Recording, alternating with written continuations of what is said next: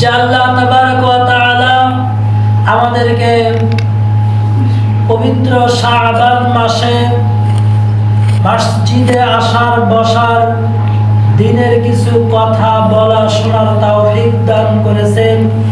সেই মহান মুনিবের দরবারে সকলে উচ্চ আওয়াজে শুকরিয়া আদায় করি, বলি আলহামদুলিল্লাহ।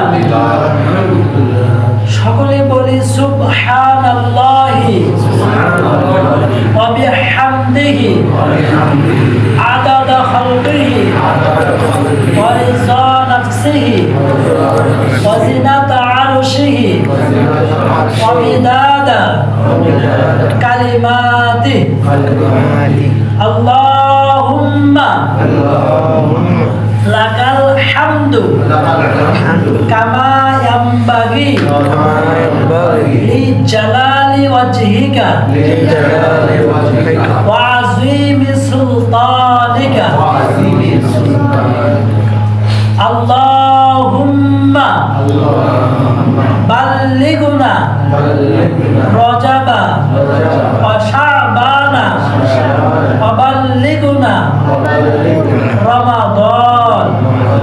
আল্লাহুম্মা আনতা রাব্বি লা ইলাহা ইল্লা আনতা খালাকতানি ওয়া আনা আবদুকা ওয়া আনা আলা আহদিকা ওয়া ওয়া'দিকা মাসতাতা'ত ওয়া আউযু বিযামবি লা ইয়াগফিরুয যুনুবা ইল্লা আনতা।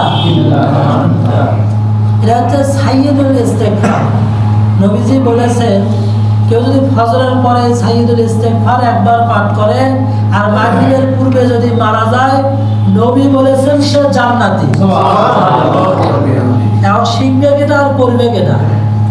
শিখবো আমি, পড়বো আমি ইনশাআল্লাহ। আমার সব কিছু মনে থাকে, কিন্তু যেটা বললে নবী বলছে জান্নাতি, এটা আমার মনে থাকে না।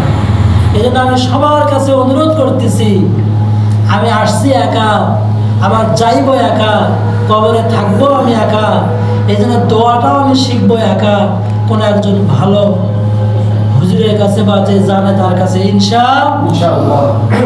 মুহাম্মদ সাল্লাল্লাহু আলাইহি সাল্লাম বলেছেন, কেউ যদি মাগরিবের নামাজের পরে এই দোয়া একবার পাঠ করে সাইয়্যিদুল ইস্তিগফার, আর যদি ফজরের পূর্বে মারা যায়, নবী বলেছেন সে জান্নাতি। বলেন সুবহানাল্লাহ।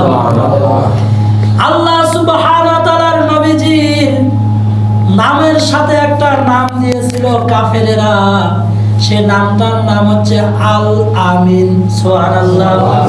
এই আল আমিন শব্দটা কাফেরেরা দিয়েছে নবীজির জন্য। বলছে আল আমিন শব্দের অর্থ হলো বিশ্বাসী। বলেন সুবহানাল্লাহ। যে ব্যক্তি জীবনে কোনোদিন মিথ্যা বলে নাই, তিনি হলো আল আমিন। আর তিনি বলেছেন, যদি কেউ ফজরের পর একবার পাঠ করে, ওই দিন যদি মাগরিবের পূর্বে মারা যায়, নবী বলেছেন সে জান্নাতি। বলেন সুবহানাল্লাহ। আজকে ফজরের সালাত আদায় করার পরে যদি এটা আমি পড়ে থাকি, তাহলে আমি নবীজির ভাষায় জান্নাতি। বলেন সুবহানাল্লাহ। আর যদি আবার মাগরিবের নামাজ আল্লাহ পাক যদি পড়ার তৌফিক দেয়, আর মাগরিবের পরে যদি এটা আমি পাঠ করি, নবীজির ভাষায় আমি হলো জান্নাতি। বলেন সুবহানাল্লাহ। জান্নাতি মানুষ হবে যারা আমল আখলাক ভালো হবে তার। জান্নাতি মানুষ কোনোদিন মুখে কর্কশ ভাষা আনতে পারে না। বলেন সুবহানাল্লাহ। সম্মানিত দিনী ভাই, আমরা কিছু গুরুত্বপূর্ণ কথা আপনাদের সাথে শেয়ার করতেছি, আপনারা মন দিয়ে শুনবেন ইনশাআল্লাহ। আল্লাহর নবী বলেছেন, কোটি কোটি টাকার মালিক হলে সে মুমিন নয়।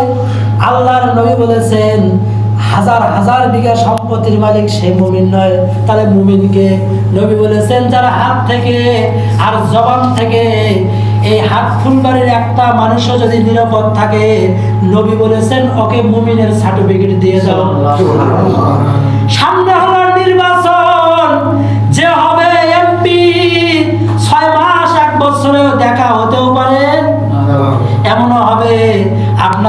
যখন নিয়ে যাবেন বলবে তোকে আমি চিনি না। কথা বলেন ঠিক কিনা? ওর জন্য আমার জীবন ছাড়ে দিয়া কি লাভ? ওর জন্য আমার এক ভাইয়ের মাথার বাড়ি দিয়ে আমার কি লাভ? কথা বলেন ঠিক কিনা? হয়তো বলবেন হুজুর আপনার খুতবার বইয়ের মধ্যে কি এই কথা আছে? বলে নবীজি বলেছে যার হাত থেকে একজন নিরাপদ হলো তাকে তুমি মুমিনের সার্টিফিকেট দিয়ে দাও। বলেন সুবহানাল্লাহ।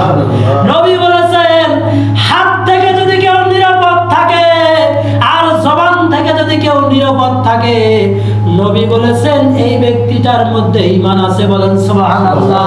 আপনি ঈমানদার আমি বুঝবো কিভাবে?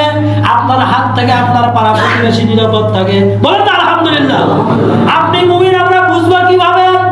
আপনার জবান থেকে এই হাত ফুলবাড়ির একটা অসহায় মানুষও আপনার এই জবান থেকে নিরাপদ থাকে। বলেন সুবহানাল্লাহ। আপনার হাত থেকে আপনার পরিবার নিরাপদ থাকবে, আপনার গ্রামবাসী নিরাপদ থাকবে, আপনার এই হাত ফুলবাড়ির বন্ধু বান্ধব থেকে শুরু করে নিয়ে গ্রামের নিম্ন শ্রেণীর কামলাও আপনার হাত থেকে নিরাপদ থাকবে, কারণ আপনি হলো মুমিন। বলেন তো সুবহানাল্লাহ। নবী বলেছেন মুমিনের জন্য এই দুনিয়াটা হলো জেলখানা আর কাফেরের জন্য বেহেশতখানা। ওই ওর মাথার বাড়ি দিচ্ছে কেন? ওর হলো আখিরাত নাই। ওই ওর সাথে গালাগালি করে কেন? ওর হলো আখিরাত নাই।